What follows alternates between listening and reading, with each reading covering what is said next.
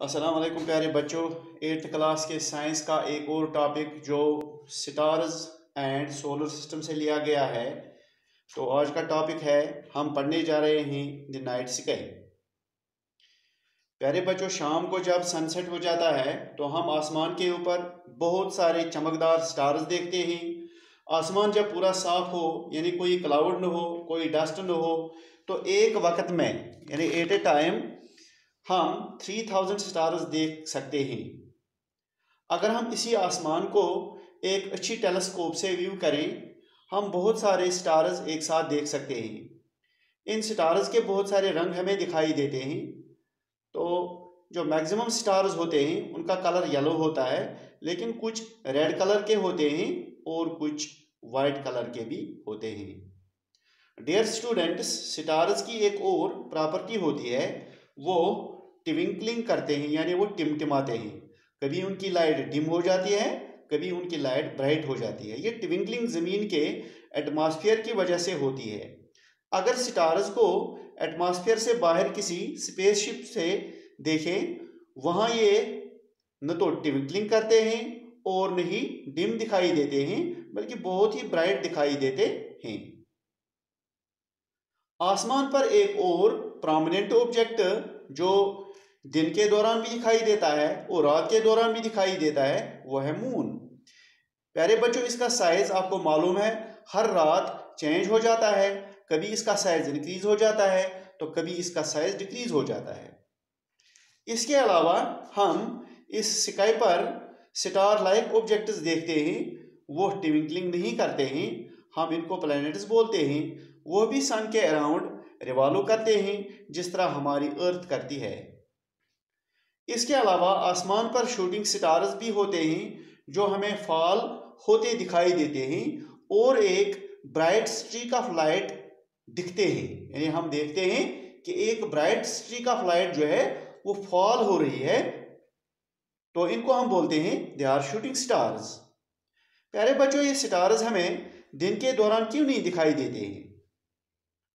क्योंकि दिन के दौरान सूरज की चमकदार लाइट इन स्टार्स की लाइट को सुप्रेस करती है, इसलिए वो हमें विजिबल नहीं हो जाते हैं, हम इनको देख नहीं पाते हैं।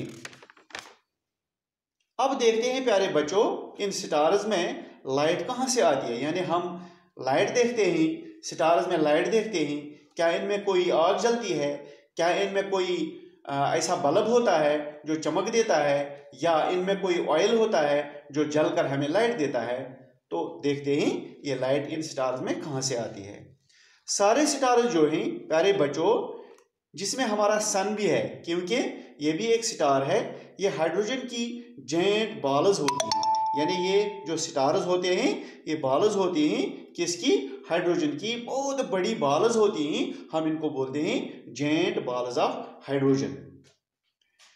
इस जेंट बॉल के सेंटर में टेम्परेचर 2 मिलियन से 5 मिलियन डिग्री तक होता है। यानी बहुत ही ऊंचा टेम्परेचर होता है। We can not imagine that temperature, यानी हम उस टेम्परेचर के बारे में सोच भी नहीं सकते हैं, इतना ऊंचा टेम्परेचर हो जाता है इस जेंट बॉल के सेंटर में। हाइड्रोजन गैस जो होती है इस ऊंचे टेम्परेचर में मेल्ट हो जाती है, पिघल जाती है या फ्यूज हो जाती है और बन जाता है एक हैवी गैस जिसको हीलियम बोलते हैं।